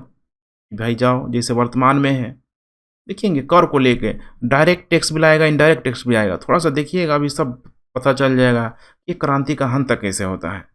समाचार पत्र में इसने सेंसरशिप लगा दिया। समझ में आ रहा है, सेंसरशिप का मतलब होता है फिल्टर करना, इसे अंग्रेजों ने लगाया। इस सेंसरशिप के माध्यम से अब वही खबरें दिखाई जाएगी जो ठीक है नेपोलियन चाहता है। इसका मतलब नेपोलियन ने आर्गुमेंट दिया कि फ्रांसीसी जनता स्वतंत्रता को भाई उसके लिए नहीं है, स्वतंत्रता के लिए फ्रांसीसी जनता ठीक है क्रांति नहीं कर रही है, समानता की भूखी है फ्रांसीसी जनता। और समानता तो हम दे ही दे रहे हैं, सेंसरशिप ला रहे हैं भाई, क्या दिक्कत है। अर्थात फ्रांसीसी जनता की समानता के लिए अगर स्वतंत्रता को सीमित कर दे तो फ्रांसीसी जनता को कोई समस्या नहीं होगी। ये नेपोलियन का आर्गुमेंट है। नेक्स्ट है यहाँ पे आर्थिक सुधार। आर्थिक सुधार में नेपोलियन ने क्या किया, तो सैन्य व्यय जहाँ जहाँ 40 युद्ध लड़ा है, मजाक नहीं है, ध्यान रखिएगा। 40 युद्धों के माध्यम से यूरोप में पूरा तहलका मचा कर रखा हुआ है। जहाँ जहाँ सैन्य विजित कर रहा है, विजित क्षेत्रों से ही अपना कर वसूली कर रहा है। युद्ध हर्जाना के रूप में वहीं से ठीक है सारा अपना ठीक है जो भी क्षतिपूर्ति की रकम है वहाँ पे निकाल रहा है। तो अब फ्रांस में तो उसकी कोई समस्या है नहीं, ठीक है, आसानी से उसकी इकोनॉमिकल स्थिति मजबूत रहेगी। बैंक ऑफ फ्रांस का इसने गठन किया, बहुत ही इंपॉर्टेंट है, ध्यान रखिएगा। बैंक ऑफ फ्रांस का गठन, समान मुद्रा प्रणाली, समान वित्तीय नीति को लाया। परिवहन के रूप में सड़क वाहन निर्माण का किया गया। सड़क के लिए वाहन निर्माण के लिए ठीक है ऑलरेडी औद्योगिकरण का दौर उधर चल रहा था ब्रिटेन में। कृषि सुधार के तहत बहुत सारे बंजर भूमि को उपजाऊ भूमि में कन्वर्ट कराना। सैन्य भ्रष्टाचार को ही इसने रोका, क्योंकि खुद ही ठीक है, एक समय था जब ये गवर्नर जनरल हुआ करता था, तो इसे पता था कि सैनिक गतिविधियां में क्या होती है। रोक लगा दिया कि भाई भ्रष्टाचार नहीं करना है। देखो, सट्टेबाजी पे रोक लगा दिया, बहुत सारा सट्टेबाजी वहां पे चलते रहता था। अप्रत्यक्ष कर, ध्यान रखिएगा, अप्रत्यक्ष कर किसने वसूली करवाया, अभी सब पता चलेगा धीरे धीरे, आप लोग ध्यान रखिए। अप्रत्यक्ष कर को वसूली करवाया। भाई हमको क्या करना है, पूरे यूरोप पे कंट्रोल करना है, फ्रांस की गौरव को ऊपर ले जाना है। और इस अप्रत्यक्ष कर के माध्यम से जितना भी उसके पास टैक्स वसूली हुआ, इस महाद्वीपीय व्यवस्था को मजबूत करने के लिए उसने लगा दिया, अर्थात सैनिकों की भर्ती, ठीक है, उसके जो भी तोपखाना हो गया, गोला बारूद हो गया, जहाज हो गया, बड़े मात्रा में देखिए, ये सब करने के लिए यहाँ पे आपको पूंजी की ज़रूरत पड़ेगी। कर से मिल रहा है, सोचिए, अप्रत्यक्ष कर। फ्रांसीसी क्रांति तो प्रत्यक्ष कर पे बल दे रही थी, यहाँ पे अप्रत्यक्ष करों की वसूली पे यहाँ पे बल दे रहा है। क्रांति का पल तो देखिए प्रत्यक्ष कर परस मुक्त व्यापार पे था, लेकिन ये क्या कर दिया, प्रत्यक्ष कर लगाया, अप्रत्यक्ष कर लगाया। देखेंगे एक साइज ड्यूटी की, भाई ये 1804 में स्थापना कर देगा। मुक्त व्यापार की जगह, ठीक है, एडम स्मिथ का गला घोंट दिया इसने। पुनः इसके जगह क्या ला दिया, यहाँ पे वाणिज्यवाद ला दिया। ध्यान रखिएगा, वाणिज्यवादी व्यवस्था को ला दिया। और मैंने बताया था कि वाणिज्यवादी का मतलब होता है कि राजनीतिक हितों से परिचालित होकर शासक को लाभ देना, न कि मिडिल वर्ग को, पूंजीपतियों को लाभ देना। देखिए क्या हो रहा है, नेपोलियन के आगे यहाँ पे जो मध्य वर्ग, ये भी बेचारे पानी मांगते हुए नजर आएंगे, क्योंकि नेपोलियन अब इसकी शक्ति जो है दिनों दिन यहाँ पे बढ़ रही है। नेक्स्ट है पे शिक्षा संबंधी सुधार। इसने शिक्षा का राष्ट्रीय स्वरूप प्रदान किया। 3 स्तर पे, प्राथमिक, माध्यमिक, उच्च शिक्षा को लेके, ठीक है, बहुत ही अच्छा कदम उठाया। प्राथमिक शिक्षा को लेकर इसको क्रिटिसाइज किया जाता है अभी भी कि प्राथमिक शिक्षा भी इसने जोड़ नहीं दिया, लेकिन माध्यमिक और उच्च शिक्षा के लिए यहाँ पे, ठीक है, बहुत सारे स्कूलों की, विश्वविद्यालय की नेपोलियन ने स्थापना करवाया, और ये नेपोलियन की एक उपलब्धि के रूप में जान सकते हैं। उद्देश्य इसका यही था कि एक निष्ठावान वर्ग का निर्माण करना, शिक्षकों को यहाँ पे प्रशिक्षण देना था, जो कि आज भी वहाँ पे क्या है, मौजूद है। देखिए फ्रांस वगैरह में, अमेरिका में शिक्षकों की बहुत माने इम्पोर्टेंट रोल होता है। वहाँ पे जितना राजनीतिक कार्यकर्ताओं को, राजनीतिक, ठीक है, जो गतिविधियाँ हैं उसको जो मानने वाले लोग हैं, जितना वहाँ पे उनको रिस्पेक्ट नहीं किया जाता है, उससे अधिक वहाँ फ्रांस में, या फिर जर्मनी ले लीजिए, क्या बोलते हैं कि अमेरिका ले लीजिए, जापान ले लीजिए, जितने भी डेवलप कंट्री में देखेंगे तो टीचरों का रोल बहुत अधिक है। राष्ट्र के निर्माण में टीचरों का एक अतुल्य योगदान होता है। भारत में चूंकि वैसा ढांचा बना ही नहीं, भारत में आज़ादी के बाद से, ठीक है, देखेंगे तो एक अलग ही नैरेटिव यहाँ पे सेट हो गया। टीचर स्टूडेंट के बीच जो संबंध है, या फिर आप यूँ कह सकते हैं कि राजनीतिक कैरियर को चरम पे ले जाने के लिए, ठीक है, सबका यहाँ पे धीरे धीरे देखेंगे बहुत सारी नीतियाँ हैं सरकारों की, कम कर दिया गया। खैर वो हमारा यहाँ पे मुद्दा नहीं है। नारी शिक्षा को ख़त्म कर दिया नेपोलियन ने, पहले भी नहीं था। समानता का विरोधी दिखाई दे रहा है, क्रांति का हंता दिखाई दे रहा है, क्योंकि बोल रहा है कि भाई समानता लाओ, क्रांति समानता लाओ, और इस समानता में नारियों को भाई शिक्षा ही नहीं दिया जा रहा है। सोचिए कितनी शर्म की बात थी, लेकिन नेपोलियन ने की। अब क्यों करेगा, आगे आपको पता चलेगा जब आप, ठीक है, रोमन कोर्ट के बारे में जानेंगे, पता चलेगा कि नेपोलियन भी पुरातन व्यवस्था को लेके चल रहा था। इसी की वजह से नारी शिक्षा को विरोधी हो जाएगा। नेक्स्ट, धार्मिक क्षेत्र में बहुसंख्यक कैथोलिक प्रजा, बहुसंख्यक कैथोलिक प्रजा की, ठीक है, धार्मिक भावनाओं पे यहाँ पे मरहम लगाने के लिए, आपको याद होगा जैकोबियन के समय किस प्रकार से चर्च व्यवस्था को पूरी तरीके से राज्य के यहाँ पे अधीन कर लिया गया, और जो भी पादरी थे उनको एक एक्ट ला के भाई उनको, ठीक है, पूरी की पूरी जो शपथ होता है वो दिलवाया गया। ज्यूरर, नन ज्यूरर में उनको बांटा गया। बहुत सारे पादरी लोग भाग गया, संबंध लोग भाग गया। अब चूंकि नेपोलियन आया है तो अभी भी उन, ठीक है, कैथोलिक व्यवस्था के अंतर्गत मानने वाले बहुत लोग हैं। राजनीतिक में देखिए हर जो नेता होता है सारे लोगों के हितों को ध्यान में रखने का, चलने का प्रयास करता है, और यही नेपोलियन कर रहा है। धार्मिक संरचना पर मलहम लगाते हुए वो पोप से समझौता करने चला गया। सोचिए पोप रह रहा है इटली में, समझौता कर लिया, इसको कॉन्कॉर्डेट इसको बोला गया। औपचारिक समझौता के माध्यम से अब देखिए राज्य धर्म बना लिया। सोचिए जैकोबिन वालों ने ठीक है धर्म को दूर दूर तक फेंक दिया था। अब यहीं पे ये क्या हो रहा है, राज्य धर्म बना लिया। पादरियों को बोला गया इस विश्वास सम्मान हम वापसी लाएंगे, गिरफ्तार पादरी रिहा कर दिए जाएंगे। अब यहाँ पे समझिए, गिरफ्तार पादरी रिहा कर दिए जाएंगे। धर्म को सोचिए राज्य के क्या कर दिया, जगह दे दिया गया। अभी धर्मनिरपेक्ष की अवधारणा चल रही थी, पुनः टिट फॉर टैट हो गया, ईसाई धर्म को अपना लिया गया।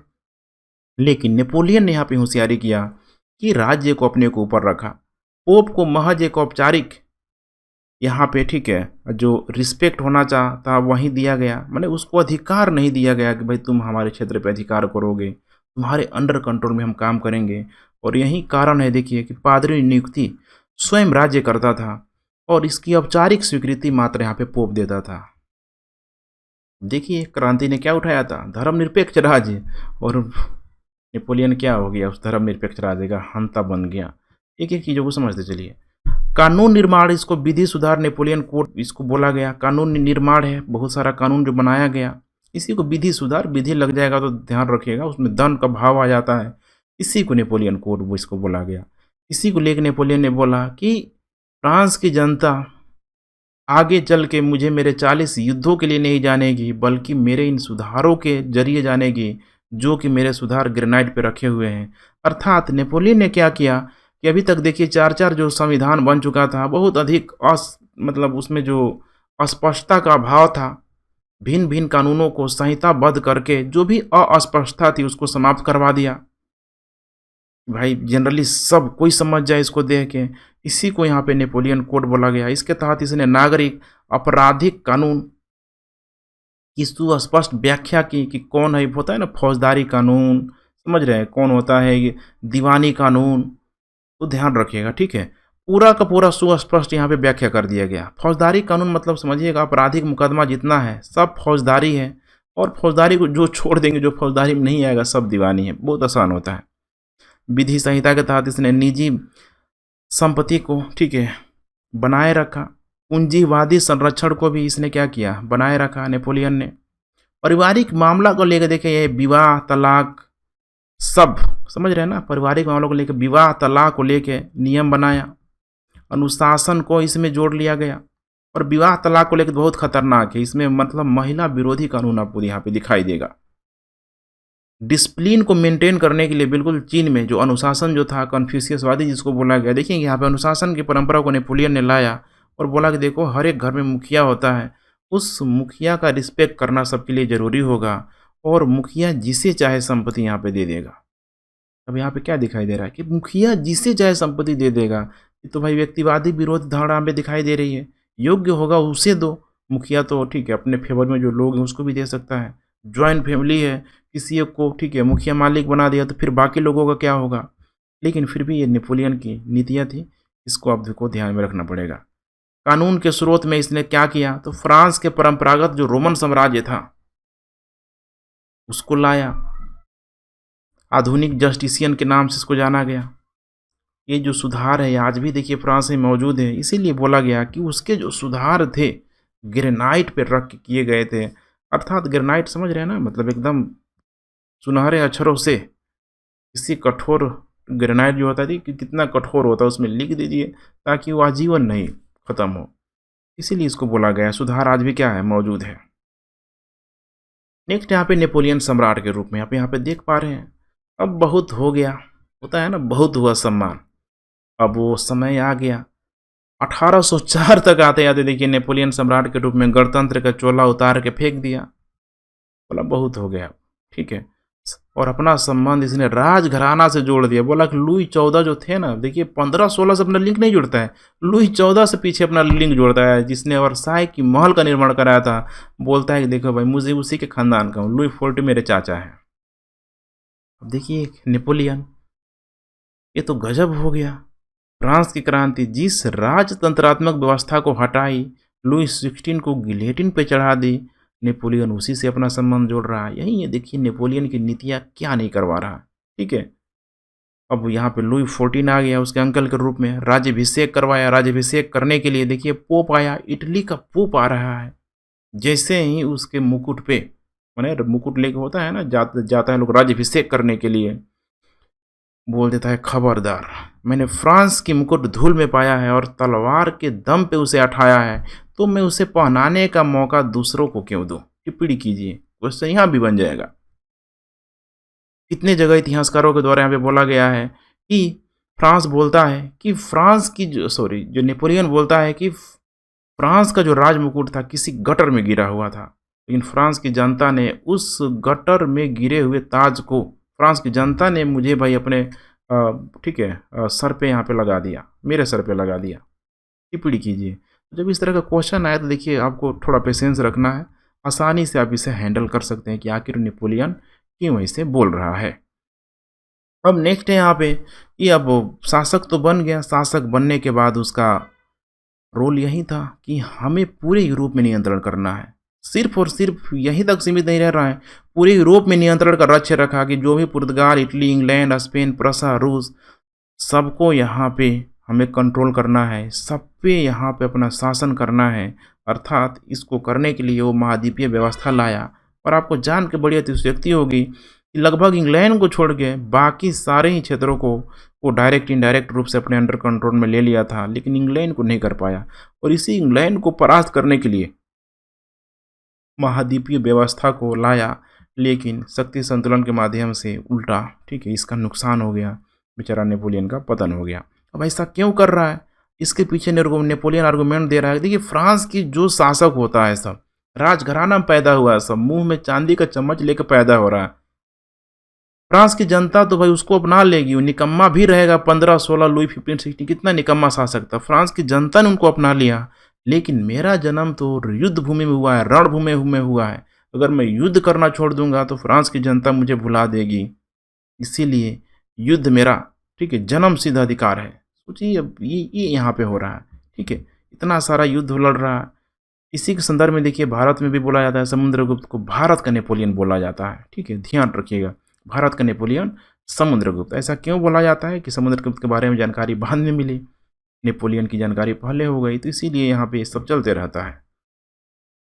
नेक्स्ट आइए यहाँ पे बात करते हैं नेपोलियन का मूल्यांकन। अब जो भी पढ़े हैं थोड़ा सा आइए देखते हैं क्या क्या आप सीखे यहाँ पे। देखिए, तो नेपोलियन नेता से एकदम पृथक था, फ्रांसीसी नेताओं से अलग आपको पृथक दिखाई देगा, क्योंकि नेपोलियन ने सैनिक जनरल के रूप में अपना, ठीक है, कैरियर धीरे धीरे आगे बढ़ाया, साम्राज्यवाद को बढ़ावा दिया, सैनिक गौरव को नेपोलियन ने बढ़ाया, खुद सैनिक गौरव के माध्यम से डायरेक्टरी के शासन नेपोलियन कितना आगे ले गया, 40 युद्ध में विजय किया। लेकिन अंततः देखेंगे लिपजिंग और वाटरलू की लड़ाई में 1813 और 1815 में नेपोलियन का, ठीक है, अंत कर दिया जाएगा, कमजोर कर दिया जाएगा।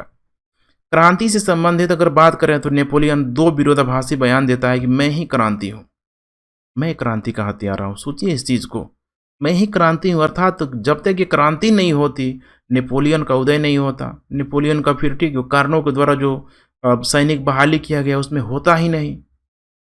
सोचिए कहाँ कोर्सिका द्वीप था, कैसे नेपोलियन फ्रांस का नागरिक बन गया, कैसे मिलिट्री सेना के जरिए, कैसे कारणों के द्वारा जो सैनिक बहाली जो किया गया था उसके माध्यम से नेपोलियन आगे बढ़ते हुए यहाँ पे दिखाई दे रहा है।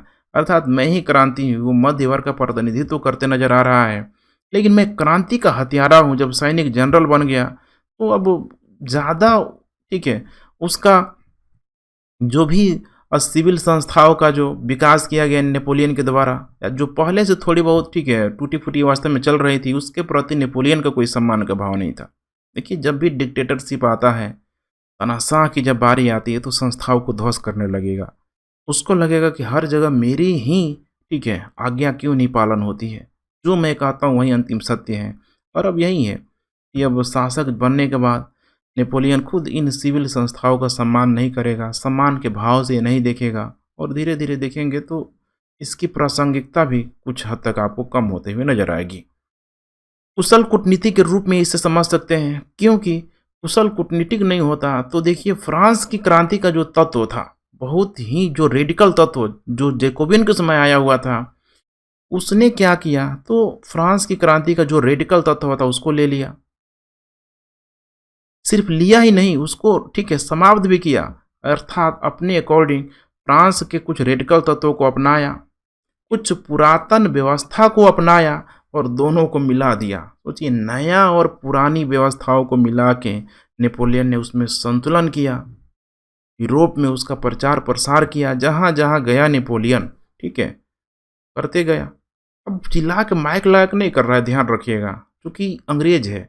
सोचिए, अंग्रेज भारत में अगर सब आया तो क्या भारतीय को शिक्षा पद्धति इसलिए दिया कि ये लोग हम ही से सीख ले और हम ही को लोग, ठीक है, हमारे ही विरुद्ध लोग आंदोलन खड़ा कर दे। ऐसा तो कभी नेपोलियन सोचा नहीं होगा।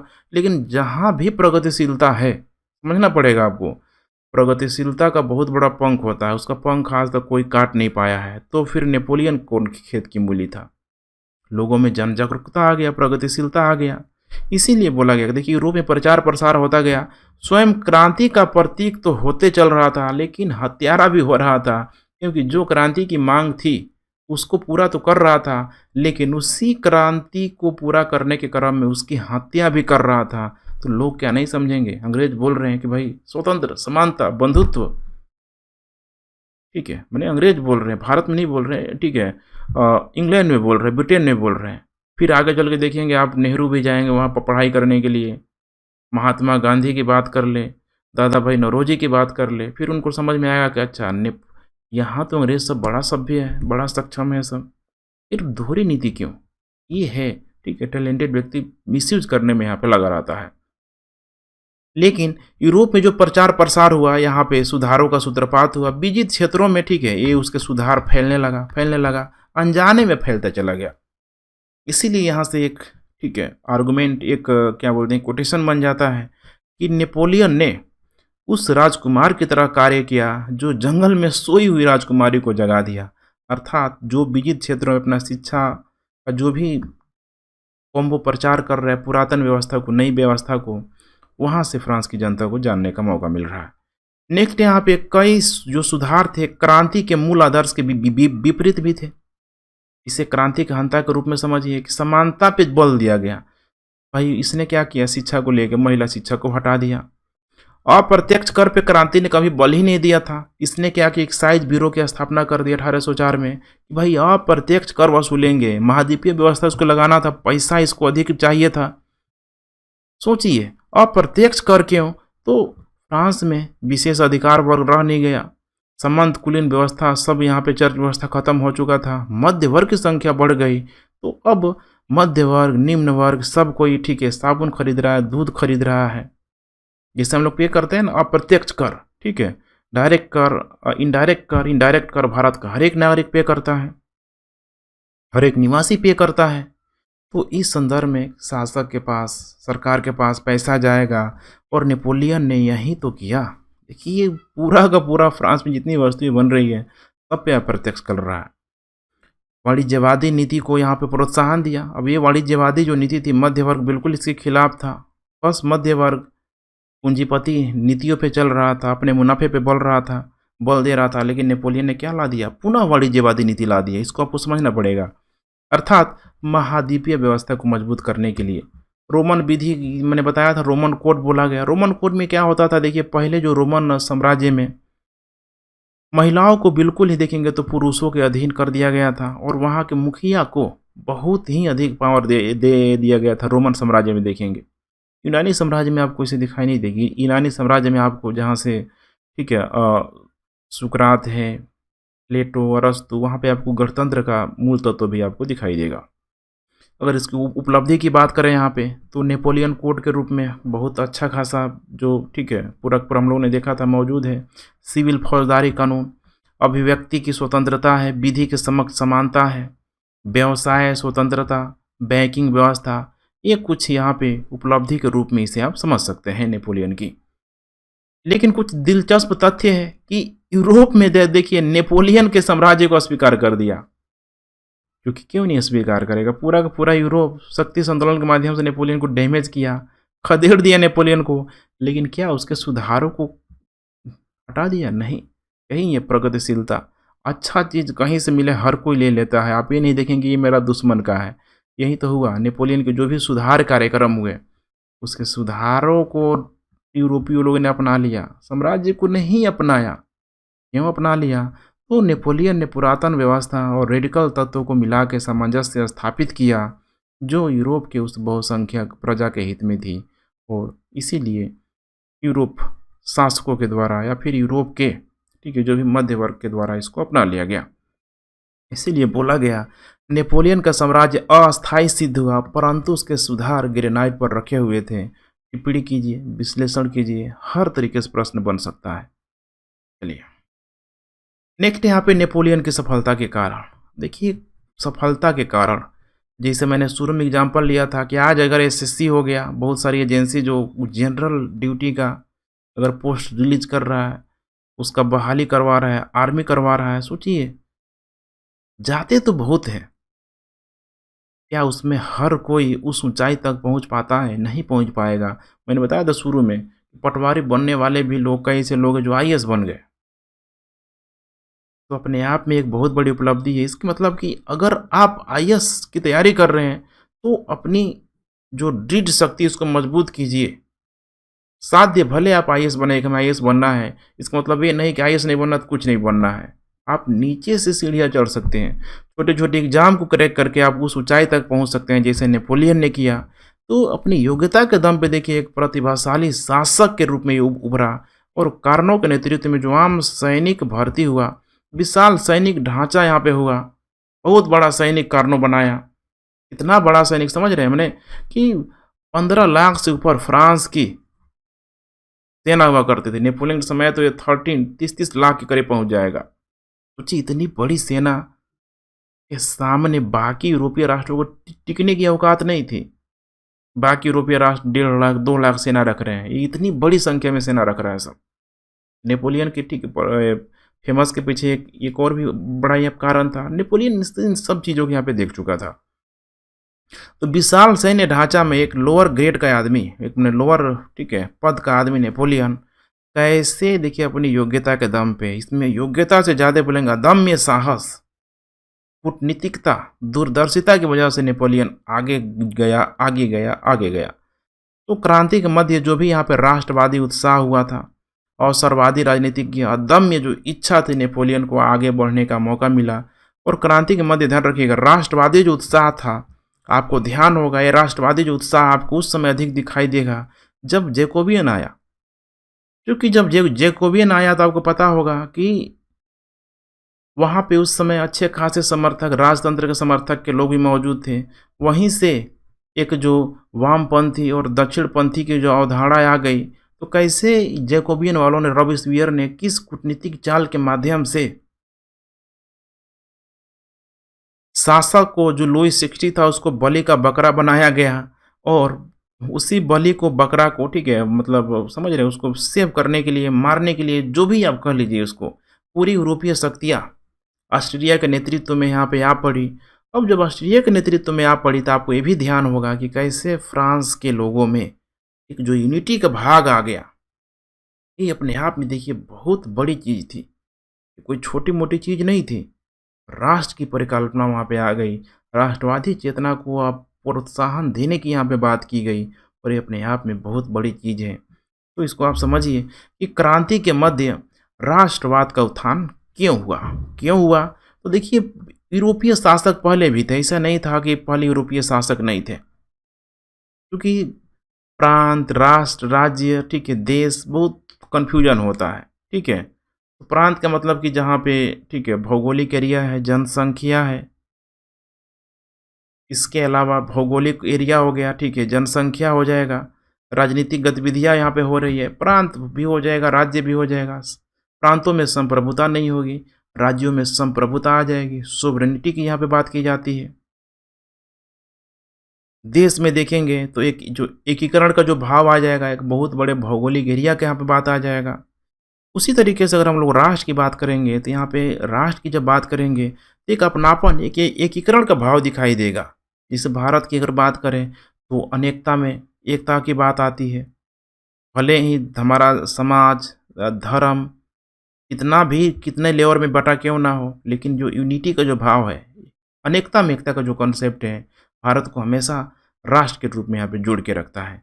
ठीक उसी तरीके से पहले जो यूरोपीय शासक थे, देखिए उनका समाज ऐसा अलग तरीके से बटा हुआ था। अधिकार विहीन लोग, विशेष अधिकार विहीन लोगों को क्या ये जुड़ाव होगा? भारत में अभी भी देखिए विधि के समक्ष सब कोई समान है। अंबानी भी जाएगा, एक गरीब व्यक्ति भी जाएगा। तो सैद्धांतिक दृष्टिकोण से विधि के समक्ष यहाँ पे समान है, किसी को कोई विशेष अधिकार नहीं है। ये आपस में एकता का भाव उत्पन्न करता है। इसीलिए देखिए, पहले यूरोपीय शासक में राष्ट्र स्थापना का प्रयास तो किया गया, लेकिन सही मायने में राष्ट्र था ही नहीं, क्योंकि उनका समाज बटा हुआ था विशेष अधिकार और अधिकार विहीन में। लेकिन क्रांति के दौरान जो भी पुराने तत्व थे, इनको समाप्त कर दिया गया। रूसों ने जन संप्रभुता पे यहाँ पे बल दिया, राज्य की अवधारणा का परिकल्पना किया, और आगे चल के देखिए यही जो राजतंत्र है गणतंत्र का रूप ले लेगा। और इसकी मजबूत अवधारणा तब विकसित होगी जब फ्रांस वर्सेस यूरोप में जब युद्ध होने लगेगा, अर्थात अब फ्रांस में कोई शासक नहीं था उस जैकोबियन के समय, बल्कि गणतंत्र की अवधारणा थी। और गणतंत्र में हमेशा जनता ही प्रमुख होती है, और बाकी यूरोप में देखिए शासक जो लोग मौजूद थे। इसका मतलब कि जनता और शासक के बीच युद्ध हो रहा है, अर्थात आधुनिक राष्ट्रवाद का जन्म अब यहाँ शासकों में नहीं होगा, बल्कि ये होगा आपका फ्रांस की जनता में। ये है नेशनलिज्म का कॉन्सेप्ट। तो इसको आप लोग ध्यान से देखिए, माइनर ये चीज़ें हैं ना, देखिए आपको हर जगह नहीं मिलेगी, बहुत इंपॉर्टेंट है ये सब चीज़।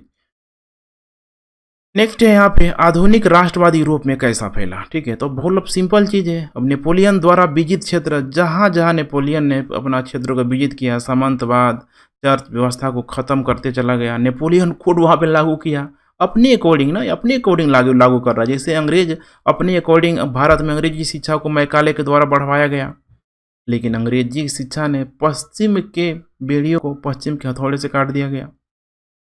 तो सोचिए यही चीज़ है यहाँ पे, नेपोलियन कोड लागू किया गया। ठीक है, उनके आंतरिक संगठन को मजबूती प्रदान किया गया। अब यही अनजाने में हो रहा है, नेपोलियन वही राजकुमार की तरह कार्य कर रहा है। ठीक है, जंगल में सोया हुआ है। यूरोप 0% परिवर्तन है, नेपोलियन 40% ही अगर परिवर्तन है, उसी से लोग जग जा रहे हैं। शासकों के पेट में दर्द हो रहा है, जो भी शासक हैं यूरोप के, जैसे ऑस्ट्रिया के शासक, रूस का शासक। तो फ्रांसीसी संस्थाओं के साथ यहाँ पे संपर्क होने लगा। बाकी अन्य क्षेत्रों का राष्ट्रीय चेतना का विकास हो रहा है।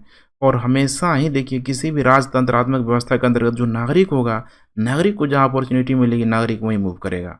और ये हो रहा है, नागरिक को अपॉर्चुनिटी फ्रांस की, ठीक है, क्रांति से मिल रही है। बाकी अन्य क्षेत्रों का तो उनका झुकाव भी यही होगा।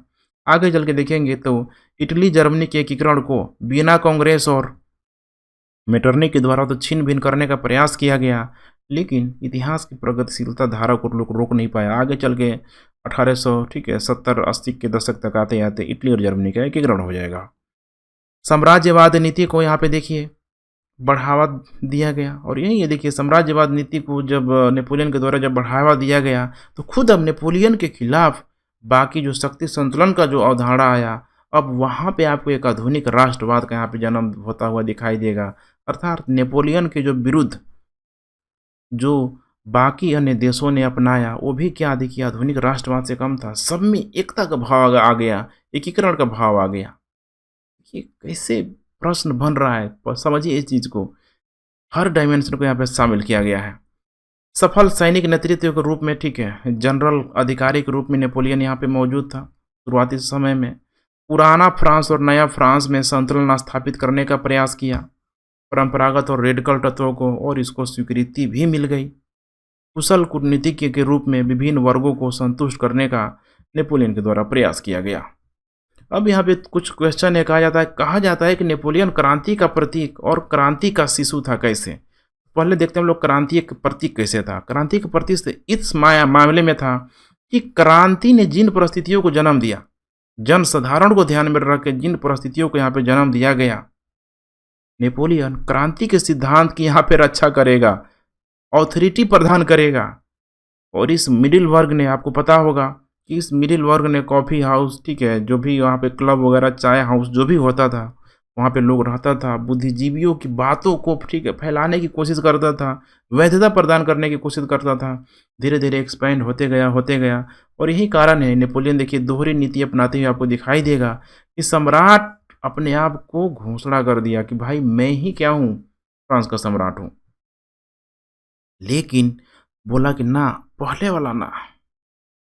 सम्राट घोषणा के पश्चात नेपोलियन ने गणतंत्र से संबंध जोड़े रखा, बहुत ही इंपॉर्टेंट पॉइंट। और बोलता है कि गणतंत्र, देखिए आप लोग चाह रहे थे ना गणतंत्र, गणतंत्र हैं क्योंकि गणतंत्र नेपोलियन है। गणतंत्र एक ही व्यक्ति में नहीं थे और वो कौन है? नेपोलियन है। ठीक है, इस तरह की बातें कर रहा है। फ्रांस की जनता बोली भाई डोंट वरी, कोई दिक्कत नहीं है, हमें आराम से चलो भाई, हमारा काम चल रहा है। नेपोलियन कोड लागू किया, आर्थिक सुधार के तहत सो भी जो भी पीछे जो काम हुआ है सब, ठीक है, रोड बनाना, विभिन्न गाड़ियाँ चलाना, बैंक ऑफ फ्रांस की अवधारणा, सब यहाँ पे आपको करते हुए यहाँ पे दिखाई देगा। फ्रांस से बाहर उसका जो स्वागत एकदम मगर दूध की तरह यहाँ पे किया गया कि भाई कितना चेंजेज है नेपोलियन के अंदर। बाकी अन्य देखेंगे, जर्मनी की तरफ जाएगा, इटली की तरफ जाएगा तो लोग ठीक है अच्छा खासा उसको स्वागत करते हुए नजर आएंगे, लेकिन बाद में उनको लगेगा कि ये देखो ये तो दोहरी नीति अपना रहा है, बातें तो करता है अच्छी अच्छी लेकिन अपने संदर्भ में करता है, हमारे लिए ठीक है लागू नहीं करता है। तो धीरे धीरे वहाँ पे भी उनके अंदर भी एक राष्ट्रवाद की भावना पनपने लगेगी। दूसरा है नेपोलियन क्रांति का हत्यारा कैसे बन गया। इस मामले में बन गया कि देखिए गणतंत्र तो ला दिया गया या जैकोबियन के द्वारा, नेपोलियन क्या किया? राजतंत्र ला दिया। इतना ही नहीं, राजतंत्र लाते अपना संबंध पूर्ववंश से जोड़ दिया, टिट फॉर टैट हो गया है। तो इसने इसके बाद से स्वतंत्रता प्लस राजनीतिक अधिकार को, ध्यान रखिएगा, स्वतंत्रता प्लस राजनीतिक अधिकार को क्या किया? डैमेज किया। विरोधियों को गुप्त पुलिस के माध्यम से, गुप्तचर व्यवस्था के माध्यम से सफाया करवाया और आगे चल के ये तो रास्ता ही खोल दिया। देखेंगे यूरोप में, ठीक है, भावी तानाशाही से प्रेरणा लगेगा लेने। हिटलर हो गया, मुसोलिनी की बात कर रहे, ठीक है, आज देखिए क्या चल रहा है रूस में, डिक्टेटरशिप टाइप का वहाँ पे, ठीक है, पुतिन को लेके जो बातें चल रहा है उसका, ठीक है, विपक्ष अभी, ठीक है, जेल में उसको डाल दिया गया। गुप्त पुलिस सफाया, रूस में तो जहर का कॉन्सेप्ट बहुत खतरनाक है कि जो भी विरोधी लोग हैं उनको भाई जहर पिला के मार दो। बड़ी समस्या है, क्या करेगा, ठीक है, लेकिन ये है कि क्या मिला? तो जो नेपोलियन ने किया, अच्छा करेंगे तो अच्छा फल मिलेगा, खराब करेंगे तो खराब फल मिलेगा। और नेपोलियन ने जो अच्छा काम किया, अच्छा बेनिफिट तो मिला उसका, लेकिन जहां उसने मिसयूज किया अपने अधिकार का, आगे तक भुगतना पड़ा लोगों को। बोला कि भाई समानता, ठीक है, परिभाषित किया इसने अवसरों की समानता को लेके कि भाई फ्रांस की जनता अवसर की समानता चाहती, आर्थिक समानता से फ्रांस की जनता को कोई मतलब यहाँ पे नहीं है। नेपोलियन कोड पे देखेंगे तो प्रतिक्रियावादी हावी था, क्योंकि प्रतिक्रियावादी हावी इन द सेंस कि प्रतिक्रियावादी मतलब समझिए अनुदारवादी जिसको बोला गया, जो कोई परिवर्तन नहीं करना चाहते हैं। रोमन कोड में ध्यान रखते हुए महिला के अधिकार को, ठीक है, महिला अधिकार को इसने छिन्न भिन्न कर दिया। उस समय बहुत ही क्रांतिकारी महिला थी एक ओलंपा द गज, जिसका नाम याद रखिएगा, ठीक है, कभी पूछ सकता है।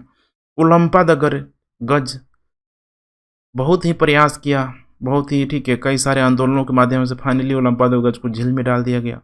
वहाँ की महिलाओं को नेपोलियन के रहते, ठीक है, अधिकार नहीं मिला। तो ये था रोमन कोड, ठीक है। क्रांति का बल था मुक्त अर्थव्यवस्था पे, लेकिन हुआ क्या? उल्टा हो गया। महाद्वीपीय व्यवस्था के तहत वाणिज्यवादी नीति को लाया गया। चर्च को प्रोत्साहन दे दिया गया अपनी राजनीतिक स्थिति को मजबूत करने के लिए। धर्मनिरपेक्ष राज्य की अवधारणा ही खत्म हो गई। यूरोप के बाहर अगर देखा जाए तो नेपोलियन एक अग्रदूत के रूप में तो मौजूद था, लेकिन रियलिटी ये नहीं है। हमारा सच तो ये नहीं, ये होना चाहिए कि नेपोलियन रियल रूप में क्रांति, फ्रांस की क्रांति का वो, ठीक है, प्रतिनिधित्व कर रहा था, या फ्रांस की क्रांति से जनित अपने द्वारा उसका जो बनाया गया बिगड़ैल जो, ठीक है, प्रतिनिधित्व था उसका वो प्रयोग कर रहा था। समझिए आप, ठीक है, अब बिल्कुल आपके सामने क्लियर है कि क्रांति के बिगड़े आदर्श को वो प्रतिनिधित्व कर रहा था।